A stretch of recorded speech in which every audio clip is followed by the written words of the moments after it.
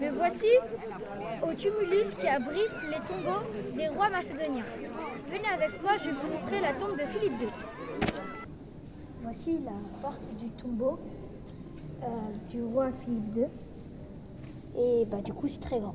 Je vais vous le montrer, mais là, je me suis arrêtée en transplanant ici pour vous montrer la maquette. C'est parti. Donc il y avait une première chambre, puis une deuxième chambre. Ça, c'est la maquette. Et maintenant, on va vous montrer l'original. Donc là, on est devant l'urne de Philippe II. En fait, quand un personnage important meurt, on le met au bûcher et ses os, ses cendres sont mises dans cette urne. Et au moment où on les brûle, on doit mettre cette couronne. Très très belle. Elle représente quoi, cette couronne? La royauté. Ouais.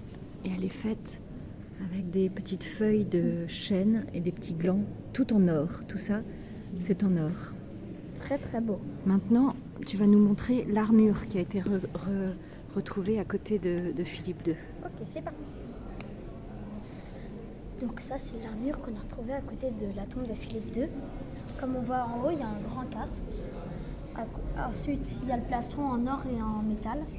Et puis l'épée enroulée. Et en bas, on voit des jambières. Les jambières servaient aux soldats de ne pas se prendre des flèches, de boulets, de boue pour protéger leurs jambes.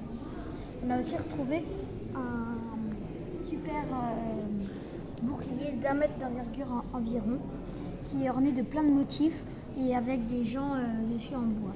Il est très très beau. Constant, est-ce que tu peux nous dire qui est Philippe II? C'était le père d'Alexandre le Grand, le grand conquérant. Oui. Et il a unifié la Grèce, Philippe II.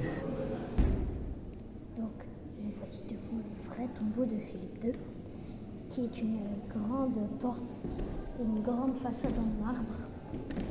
Là, c'est entièrement la vraie, protégée par une grande vitre.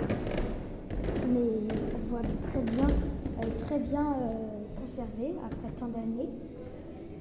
On voit bien les colonnes de marbre. Ah oui, j'avais oublié du verre.